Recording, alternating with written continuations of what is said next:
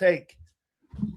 So eventually when they move off of Jalen Hurts, whenever that day is, you think the Eagles are going to win more, less, or the same? When they move on from Jalen Hurts, less. Yeah. An easy answer. Okay. Less. Less. So you think he's the engine on why they win now? That's not what I said, no. I just think he's a part of an era that's been so rare that it's almost, I mean, if you could point to me to a single era in the history of the franchise where they won more with somebody before him, then maybe I would give more credence to somebody doing it at this level after him. That make sense? It does. So do you believe the organization believes that they're going to win more, less, or the same after him? I think the organization thinks they could keep winning, but I mean, what level of ego do they have? I mean, if they think that, we know they think they can swap. We know they think they can swap coaches out. I guess maybe with the change from Wentz to Hurts and how successful that was, maybe they feel like they can switch quarterbacks out too. But look, in the front office is better now than they've ever been, so that will give them a better chance. But there's no way I could say that they're going to win this much in another regime. I think Jalen is a part of it, but to me, it more signals if Jalen's not the quarterback anymore, there's going to be drastic shifts in Philly. Like that would mark the start of a new era. Just like the Jalen era was a new era, almost nothing about the Wentz era seeped over other than basically the big four of Fletcher Cox, Jason Kelsey, Brandon Graham, and Lane Johnson. That was basically it. It was new receiving core. It was new running back. It was new everything. So if Jalen's no longer here anymore, you're talking about same direction though. Same direction. Well, same direction, but also from a sense of, I mean, do you believe the next roster that the Eagles construct will be as dominant and powerful as the roster they've constructed in this era? I don't think it's a coincidence that Jalen Hurts wins as much as he does. I get it. People are not a fan of his skill set at times, but yeah, but I've seen him. I mean, you listen to this guy's pre-draft interviews, and he's just like, I remember the one interview where the guy's like, "How many games did you lose in college?" And Jalen's like, "I lost 4 games." And the guy's like, that's not going to happen in the NFL. And Jalen just looks him dead in the face and says, "Yeah, we'll see." Now, again, he's lost more than that. It's the NFL. But my point is, Jalen has always been so focused and so confident in his ability to lead teams to wins. Now, he's been in good situations. Totally. That's a good thing. Every one of them. He's never been. I can't just take him out of the equation. Oh, wait. Alabama, Oklahoma, and Philly. They win with him or without him. I mean, they win the same. They don't win any less. Nah, he took Oklahoma to the playoff. They weren't a playoff team before that. And they had Heisman winners. Dude, what's his name? Had been to Bob Stoops won a national title there. Yeah, when? He was there with Lincoln Riley. Beat Florida State. 3 Heisman winning quarterbacks before him. So you're saying that he elevated Oklahoma? Absolutely. Dude, Oklahoma is one of the most signature programs in college football history. Oklahoma. When did he play there? 19? Yeah, but Oklahoma's got like 10 national titles. I mean, that's a legendary program. You're looking at, all right, you're looking at like the full picture. I mean, I'm more talking about in the 5 years preceding Hurts. Okay, I don't. No, I think Lincoln Riley blows. I can't stand. Let me just look at what their record was. They were what? Jalen was there 2019, I think. Mm-hmm. Yeah, so they were 9-1 in the conference, 12-2 overall. They went to the playoff that year. It's a great record. 2018, they were the same. So yeah, maybe not. Maybe I overstated it a little bit. No. That 12-2 is a great record. And by the way, they were 12-2. Bro, college football though is tougher because it's graduations every year. Yeah, but they were 12. They were 11-2, 12-2, 12-2, and 16, 17, and 18 before. Yeah. So you're right. They were a good team. And listen. No, I just don't. I don't like boiling it down to only Jalen only wins because he's that good team. I mean, look, he's a part of that. Quarterback's the most important guy on the team in football. It's just the way it goes. Well, again, and I know it's different, but Alabama doesn't win more or less because Hurts is not there. They win the same. Yeah, that's true. Okay, and that's why, again, I think the question is pretty interesting. Pros are different, though, dude. It is, but I saw the Eagles win with a backup quarterback in 17. And I believe that organization. Well, so what's your take? Do you think they're going to win as much when Jalen's gone? Is Howie still in the room? Yeah. Howie's, yeah. How old is Howie? I think he's 53. Did I see 53? He's 51. Okay. Howie Roseman will be here at least another decade, I think. Oh, yeah, absolutely. You don't think Howie's going to win another Super Bowl without – that's a great question. You think Howie's going to win a Super Bowl without Jalen Hurts in the building? That's a good question. I think, yeah. Yeah. You think Hurts wins another Super Bowl?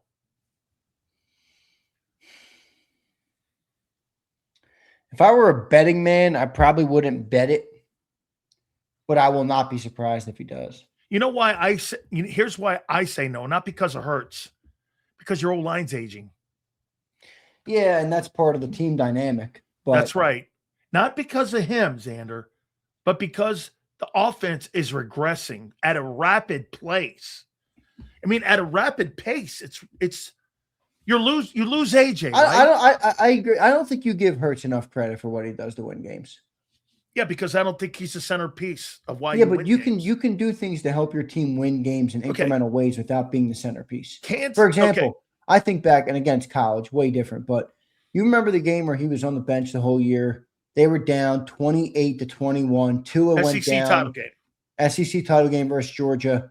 He came out and scored 2 touchdowns back to back, and they win that game from behind versus Georgia in the final quarter of the game. And I'm like, again, Jalen doesn't have every perfect skill set, but there's something about the dude. He knows how to will his way to victory, and I think he deserves credit for that. I do. Maybe you're right that there's, I'll give him credit for this. He's relentless.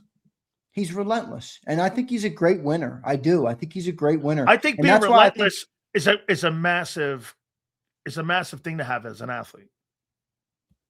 Yeah. And I do think maybe that's why he rubs some people the wrong way, Like Deshaun Watson has surrendered.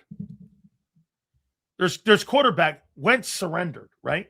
At the end of his time in Philly, he surrendered. Yeah, a little bit. Hurts is never going to surrender. No, he's not. Even if he doesn't play well this year, he's not going to surrender, dude. You know what I mean? Hurts has a lot of great traits and characteristics. Yeah. Something that you can't see at the combines. Right. And that's why somebody asked the question earlier, why is the quarterback position the most difficult position to evaluate? Well, it's just because of that. You can't evaluate. I mean, the question that you're asking is tough because, look, there's always going to be people like this. Zan, come on, Alabama was stacked. Yeah, I get it. The team is stacked. Send it. Can you point to any era? I literally, you can use the 50s. I don't care. Can you point to any era in the Eagles' history where the team has won as much as they have with Jalen Hurts at quarterback? Now, you might not think it's all Jalen. That's fine. That's not my question. My question is there any era in Eagles history in a 5-year window where they won as many games as they've won with Jalen Hurts? I think the answer is no. He deserves nothing for that. That's where I disagree with people. Come on. He deserves credit for that. Bro, you see Prince? I don't think Landon Dickerson is healthy. Listening to Gary Prince, Cobb, I haven't heard great things about Landon. Plus, he got dish-ragged by Milton Williams the entire 2 practices and Gary says he's limping around. So, I mean, next year you may not have Lane and Landon. And you have Tyler Steen, who's a downgrade from Mekhi Becton's performance in 24. Don't talk to me like you got a big-time O-line there. If that ends up happening next season, that means you would have Willie Lampkin, Mulata, Cam, Steen, and Markel Bell. That doesn't sound like a top 5 team to me, dude. Okay, I got you, Prince. All right. Look, Hurts got to play. Hurts has to have a big year. But to answer your question, I don't think it'd be hard for me to say yes. Okay. So let's ask this one here. In your opinion, of what you've seen so far with camp, yesterday was the final day of camp, correct? Yes. Okay. 17 days. Yep. Done and dusted. Man, you kept having to correct me on 2-a-days. I've got that verbiage out of my mind. 17 Yeah, you kept freaking saying days. that too. The 2-a-days. 17 days is crazy. Hey, did you get my text message on Howard at 4:30? Oh yeah, I did. I got to send it. I wasn't at home when you sent that. Got it. Okay, good. So Z, you don't have to do it right now. You can do it after this here. Yeah, I just want to make sure. Howard's one of those guys who likes the link to come, so I'll get it to him. Will Sean Mannion, in your opinion, in 2026, be the best fit that Jalen Hurts has had? No, I don't see that. I don't see that. Best fit. I mean, Shane was a great fit. They kind of worked really well because both of them were kind of coming into their own. You know, in a way, it's easier when the quarterback and the coach both don't have an identity because you're both finding yourself. You're both finding what works versus, like, for example, a guy like Kellen Moore. He knows what he wants to do. You're not going to change that guy. You know what I mean? Like, once the zebra's got its stripes, it's got its stripes. So I think when there's a like that fit with Shane was so good because Jalen was finding himself as a player and Shane was finding himself as a play caller. And I think both of them, you know, kind of relied on each other so much that it worked. You know, it's like I think sometimes there's butting in the heads because people get stuck in their own ways of how they want to do things. And really the best way to make something work, you know, is sacrifice for the other. You know, I lift you up, you lift me up, and that way we all lift up together, you know? So I don't think it's going to be better than Shane was. No, I have a hard time saying that. And I'm going to ask you this question here because to me, I think this goes right down the lane here. You know, when Jalen the other day was at the podium and he said something about building chemistry, and he says he likes where they are building chemistry. And I'm like, you had no chemistry. You didn't build chemistry with Devontae. You didn't build chemistry with Mekhi Lemon. Am I right to say this, though? Maybe the guy he was talking about building the chemistry with was Sean Mannion. And that for him, it's more. What do you think is more important, Zander? Building the chemistry with Sean Mannion or with the collective group of wideouts? If you're in, they're going to be there. Yeah, but to me, wasn't it a problem last year with KP putting those guys in winning situations? Jalen was not on the same page. This is where the dilemma comes with the way the Eagles are run. Because if I'd rather have my quarterback on the same page with my OC than my guys. I don't disagree with that, but the problem in Philly is that it's now become.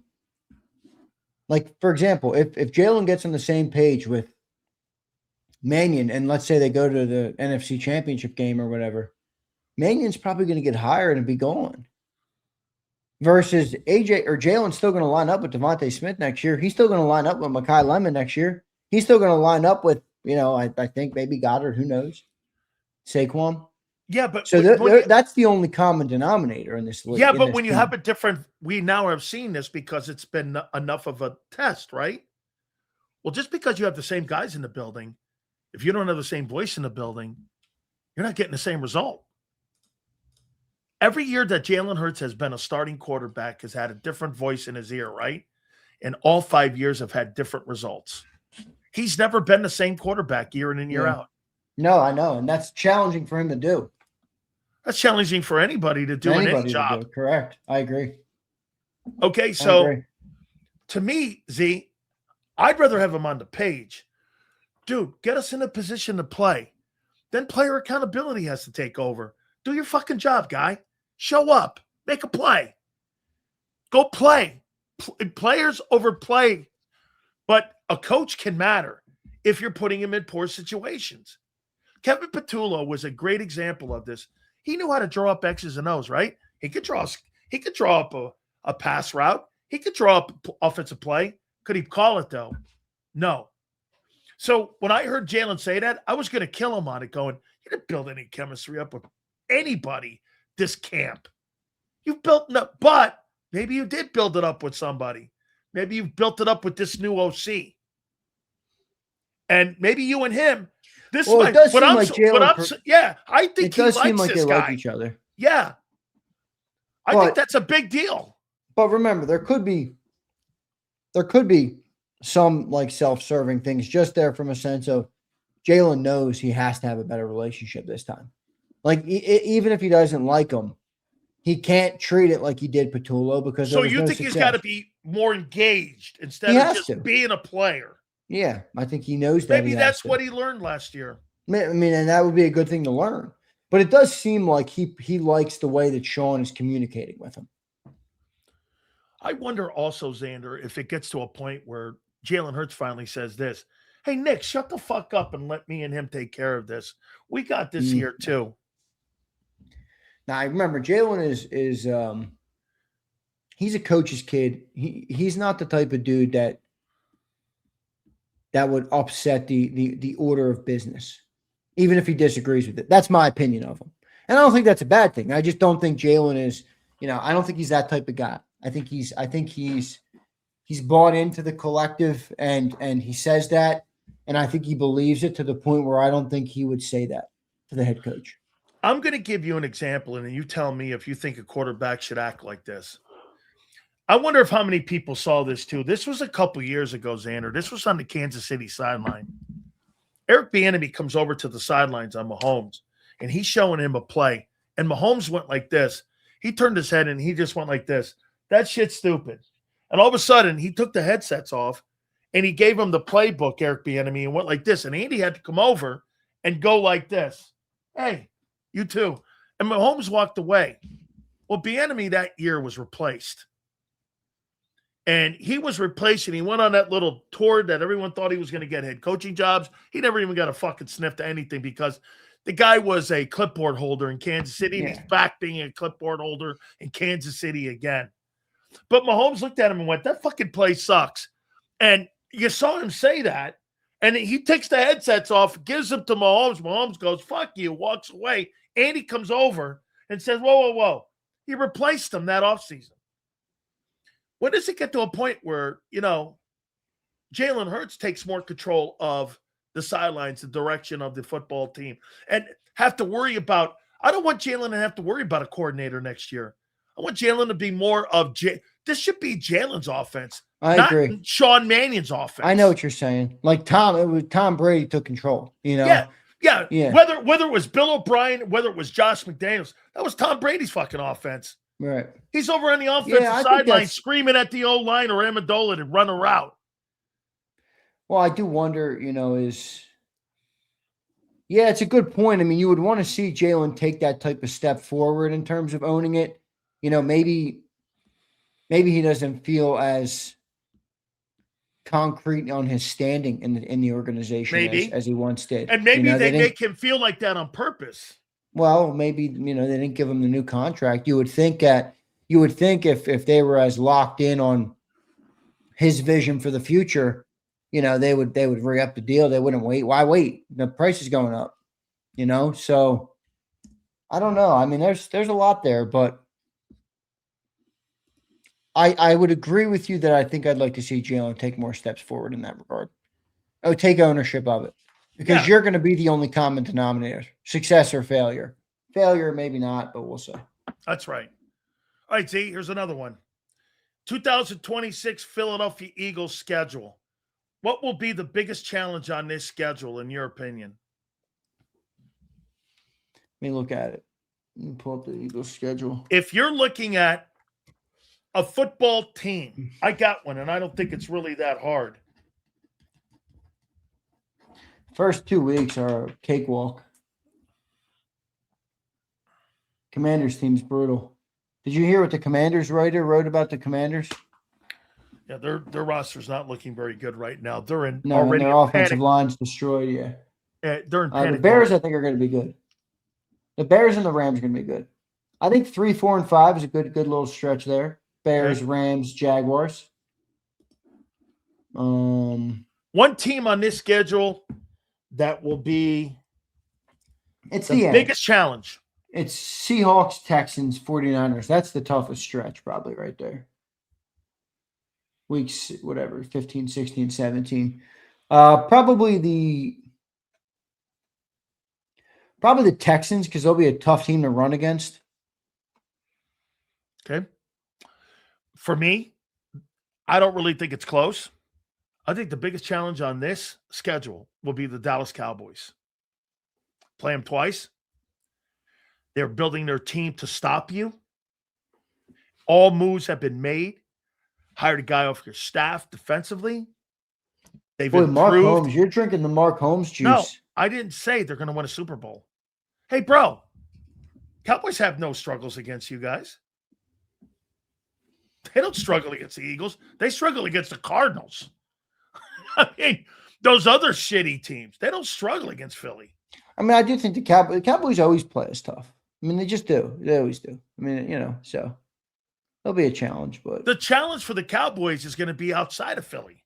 They're only tough though if they're in contention for the division.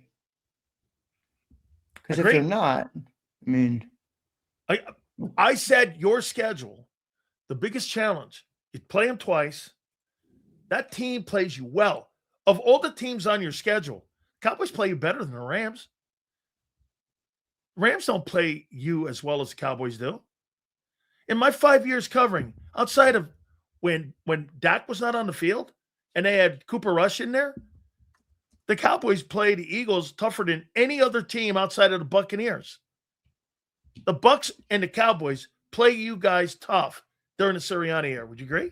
Yeah, they're 5-5 in the last 5 years. Which is, like I said, I mean, that's a challenge. And look what your record is over the last 5 years versus the Rams. What are you, 3-0? I can't think. 4-0. 4-0. What was a bigger challenge? It's the Cowboys. And there's only one other team. It's the Bucs. 4-1. They're 4-1 versus the Rams the last 5 years. I mean, the Bucs, I think, have a winning record versus you.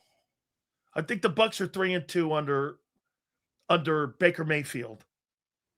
Like, the only teams that the Cowboys or the Eagles have any issues with each and every single year is Dallas. And Dallas, I think, has got – now, look, I agree with you. I don't buy anything until somebody proves it to me. If I'm going to be that hard – Well, I think the concern with Dallas, too, and Mark said it yesterday, is Dak has been up and down. And he had an up year last year. Like, does he stay healthy this year? It feels like almost every other year he's been hurt. So I think that's a question mark in the head of many Cowboys fans this year. Is I think we're going to be good, but will Dak stay healthy? Yeah, I think you guys have the Rams number. The only other team I could think of also would be the Chargers. Play you guys well. Every time Herbert gets on the field against Vic and that too high safety, that guy's completing passes all over the place, all underneath. I see, and I agree with you when you're talking about the stretch. See, to me here, Z, this little stretch here, Bears, Rams, Jags, Carolina Panthers, and Cowboys. You know what they all have in common? They all division winners except the Rams. The Rams finished second. Bears won the division. Rams went to the NFC title game. Jags won the division. Carolina won the division. Dallas won the division. And that's from September 28th until October 26th. Those 1, 2, 3, 4, 5. Right after the Tennessee game, you're playing against teams. Like I said, one went to the NFC title game, and the rest of them are division winners. That's going to be quite a little stretch there you got. Yeah, then the back end is going to be this too. Ready? From December 13th until January 3rd. How funny is that? I'm going to be in Philly December 13th. My birthday's January 3rd. You've got the Colts, the Seahawks, the Texans, and the 49ers. So in the front end, you got a nice 4-game stretch.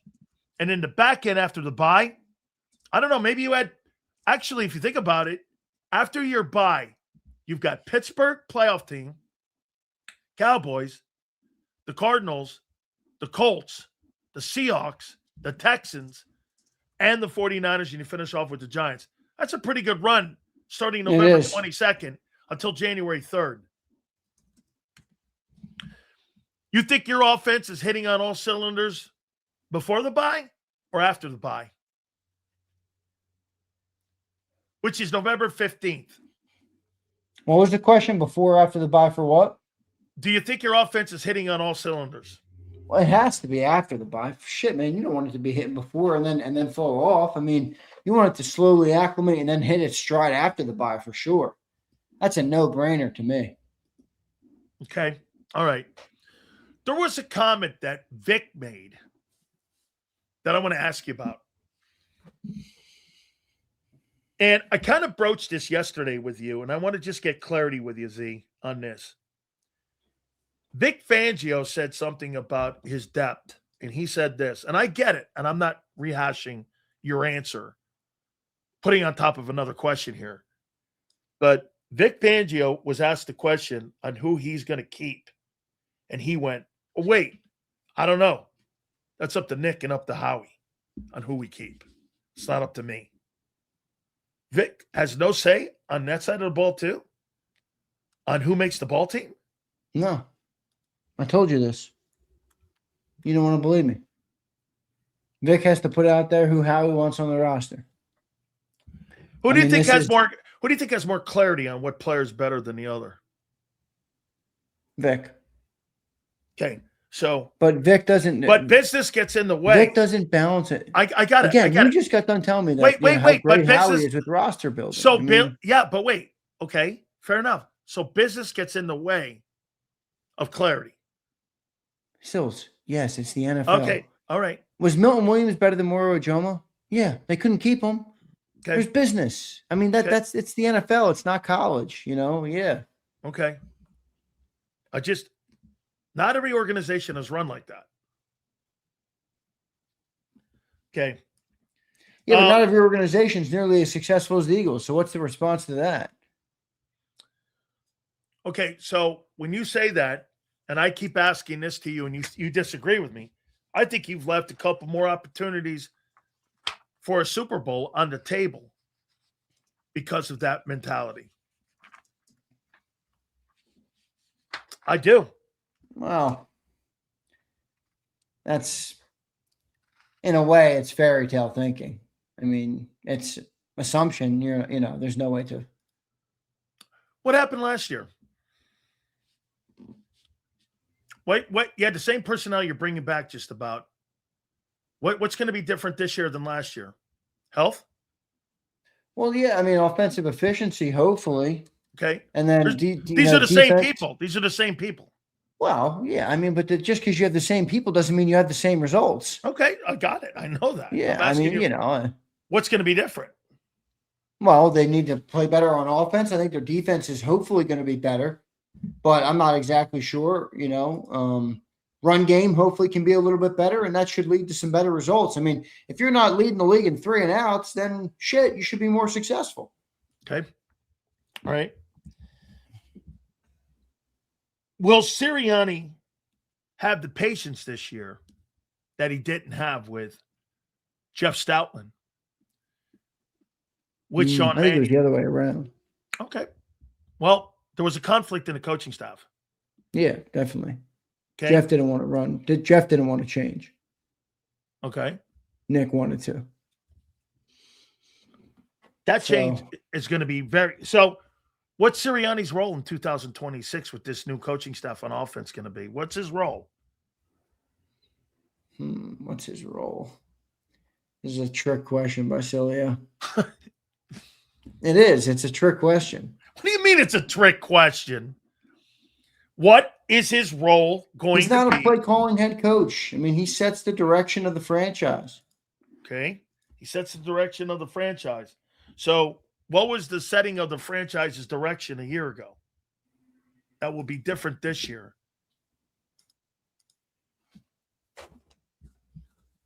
I want to know what his job is this year. I'm not debating this with you. What do you mean you're not? I'm not debating what the head Nick's coach's role job is. going to be this year in this offense? I don't know. How the fuck would I know? I'm not in the building, but he's the head coach of the team. Does he have no role? What's John Harbaugh's role? He has no role in that offense. All right. What's Jim Harbaugh's role? I'll tell you what Jimmy's role What's was. Mike Vrabel's role in the offense? I'll tell you exactly. Wait, when you have Josh McDaniel, you bitch at your coaches on Monday, not on Sundays. You're a Sirianni whiner, dude. You're like one of these guys in the chat. I'll tell you exactly how Jimmy ran his coaching staff. He never called a play in his entire life. He managed the clock, 2 minutes, with the half, 2 minutes, end of the game, and he did the timeouts. Other than that, maybe he would say this: we need to run the ball. I want to run some clock off. Something like that. Jimmy never went like this. Let's run 4 verts. That wasn't going to happen. He got pissed off at his coaching staff on Mondays. That was his role. That's how he coached his team. He allowed his coaching staff to be coaches. And that's why those assistant coaches were never good head coaches. They were all good assistants. Every guy in the organization fucking sucks, but somehow they're I never said ball the last 5 years. Dude, if you notice one thing, I never have to say anything negative or anything the top, anything over the top about your defensive coaching staff, because you know why? It's the suit, everybody. It's the suit. What do you mean it's the suit? Howie's the suit. The suit. Howie the suit. Howie the suit. And the reason everyone wins is in that building. It's because of little Howie and little Howard Roseman. Howard does a good job. He does. He's just one part, though. As long as that guy's in the building, he will have no drop-off when Hurts leaves. None. Because if you think that's a bullshit comment. Okay. Yeah. I saw that team win with a backup quarterback and no Jason Peters. They're going to win again. Okay. Yeah. 66 win percentage in his career. Yeah, well, guess what? 69 in playoffs. If you think Howie Roseman and Jeffrey Lurie think that they can't – remember, Jeffrey Lurie, the Hall of Famer. I'm saying that's a lot of winning, dude. Hey, remember Jeffrey Lurie, the Hall of Famer, doesn't believe that he thinks he can – You hear John defend that? They have a committee. They have a committee. Yeah, they have a committee. Lurie's wife, his kid, and 2 other members in the family. If you think the Eagles are putting a Hall of Famer into their Hall of Fame without Jeffrey Lurie waving a magic wand and saying, okay, you're out of your mind. It's a committee. I mean, it's a committee. Yeah, you know who's on it? Nick, Howie. Holy cow, that's my new name now, the Hall of Famer. The Hall of Famer, man. Do you think he's an Eagles Hall of Famer? I do. Congratulations for doing your job. Giving a shit about it. It'd be way easier to shit on him, though, if he wasn't. No, he's good. Plus, I love the autism thing, too. It is funny, though. I love he put himself. I like the autism thing, too, though. He put himself in the Hall of Fame. You know, he does that all the time out there. I can't stand his woke ass sometimes with some of the other bullshit, but he does some pretty good stuff. He's a wokester. But he does a pretty nice job, dude, with all that bullshit. I mean, yeah. And you know what he does too really well? Dude, he hires really good coaches. 46-20 as a primary starter. Who? Jalen Hurts. That's all because of Howie, according to Dan Sileo. No, yeah. If you don't have the talent, I saw it in the playoff game. How come he couldn't elevate against the Niners? So one game tells the story of a whole career? What's what many Eagle fans are doing to A.J. Brown in that game. That's bullshit. No, they're not. Not me. Oh, really? You don't take the argument from some moron on Twitter and make it seem like that's what I'm saying. You don't see Eagle fans saying they lost that football game because of AJ. Eagle fans are wrong. Okay. You think they're not? What, you think they can't be wrong? Oh, I know they're wrong. So here, one game doesn't speak to. Do you agree with this comment then about a quarterback on a good organization? So Trent Dilfer wins a Super Bowl in Baltimore in 2000. Or 1999, 2000, they beat the Giants in the Super Bowl in Tampa. I was there for it, actually. So, in your opinion, Dilfer's not a better quarterback than Lamar. No. Dilfer was on a better roster than Lamar's been on. Again, that's not a perfect comparison. Why? Because you're just if you're on a better team, cherry picking another dude who was a step. Okay. Jalen Hurts has been the engine, has been the starting quarterback of the Eagles for 5 years. He hasn't been to one Super Bowl and won it on a one-off fashion. He's been the starter for 5 years, Sills. Okay, is Aikman would you consider Aikman, because he won 3 Super Bowls, a better player than Dan Marino? No, not better than Dan Marino. Okay, I don't think that's not what I'm saying. I don't think you're not a good player if you don't win. But I think if you do win at the level that Hurts wins, you deserve credit for that. You want to talk winning then? You think Sam Darnold could win a Super Bowl in Philly? I think he probably could. But depends. Well, I mean, he's 28. He's 31-6 in 2 years, and he's 3-1 in the playoffs with a Super Bowl win. I mean, on 2 different teams. That's pretty impressive, don't you think? I hate playing this game. Swap this guy for this guy, and what results do you get? No. I'm not a genius. Because you know why? You think they're winning because of him. They're not. They're winning because of the collective. That's not what I said. Oh, okay. Yeah, I think he's a cog. You know, that Joe Gaglio, whatever his name is? He's a cog. He called him too. He said he's part of the collective. He's just a guy in there. Not awful. He's part of the really good football players, but he's not the reason that they're carrying the football team. Yeah, okay.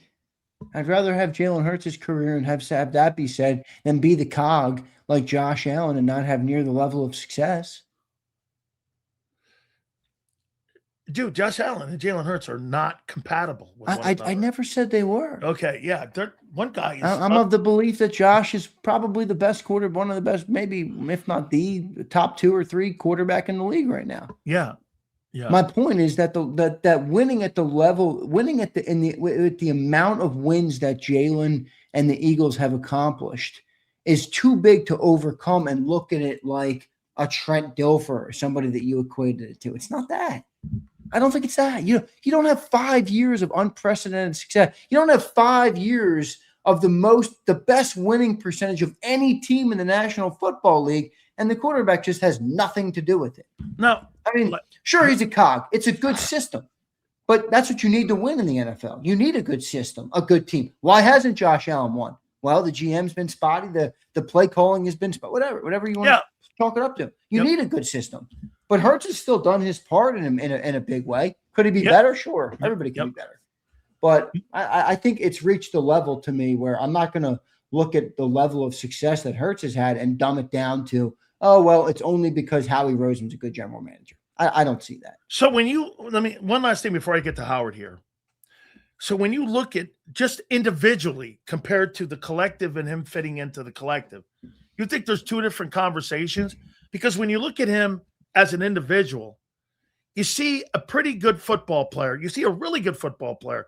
A really good football player. I don't see elite guy, but in that unit, in what Howie has built with the collective, he fits like a great spark plug in that engine where he may not fit anywhere else, but they have fit him in that system, his mentality to want to win, his never letting go of the rope, all of that plays into. I think he's an overachiever relative to his talent. Okay, I think in many ways. In other words, I agree with you that he's not an elite quarterback from a sense of passing the football. And I'm not, I watch football too. I can see it too. I don't need to be delusional about it, but his results have been elite. And, again, it's a team result, but I do think he's a big part of it. So I think relative to his talent level, his results have been elite. Granted, they are a team result, but, he's a part of that to me. He is. He is. I think it's been too much to rule him out. I have heard you and John talk about Lane Johnson in Hall of Fame. Well, we got a Hall of Fame voter that's going to be coming up next. And I want to get his thoughts on Lane Johnson. I'll tell you my opinion. He's not better than Forrest Gregg, because Forrest Gregg was arguably Lombardi's greatest player. Lombardi said that. Best player I ever coached is Forrest Gregg, and he played right tackle. Yeah, right. And right tackles are different today than what they were back when Howard first was putting all of his all-pro teams together and voting for all-pro. Because back in the day, they just would take the 2 best left tackles in the game, and those were your tackles for the Pro Bowl. Right. Instead of going, you know what I mean? Instead of just picking the right tackles. I think Ron Yeary was a right tackle. That's another guy. A Philly reporter this week wrote that Lane, how underrated. Here's Jimmy Kemsky from the Philly Voice. He wrote this week. I say with no hyperbole whatsoever that Lane Johnson is one of the most underrated professional athletes in history. That's what he wrote about Lane Johnson. That's a lot of cooking there, boss. I agree. But Lane, I do think Lane, for whatever reason, hasn't quite been perceived the way I thought he would with how good he's been. I mean, dude, he went on like a 4 or 5 year run where he didn't give up a sack. Okay. That's crazy. Now let me ask you this. You know why also, before I get to Howard here, you know why also that is? Philadelphia has been notoriously a run-dominant football team. Is that correct? Yeah, absolutely. Okay. Well, do you know who gets all the flowers? Pass protectors. Guys who are throwing the ball 30, 40 times. Dude, you're going to get guys like Anthony Munoz not giving a sack up. Back in the day when they were throwing the ball 35 times in Cincinnati with Ken Anderson, back in an era where they threw the ball 21 times. Yeah. So, I mean, the guys who are pass protectors, they are your star offensive linemen. Run graders, they're not really so much the guys that get the love. Plus, Lane is great at both. But you're right. The Eagles have been a run team. Yeah. You know what? I'm on a lot of panels for Hall of Famers. I told you Jason Cole and a bunch of guys, Jared Bell and these guys. And I happen to think that Lane is a great player. So let's see what he says. Big Z, we will see you tomorrow on Birds 365. I appreciate you. Thank you so much, brother. Love you. Later, man. Appreciate it. That is Zander Krause.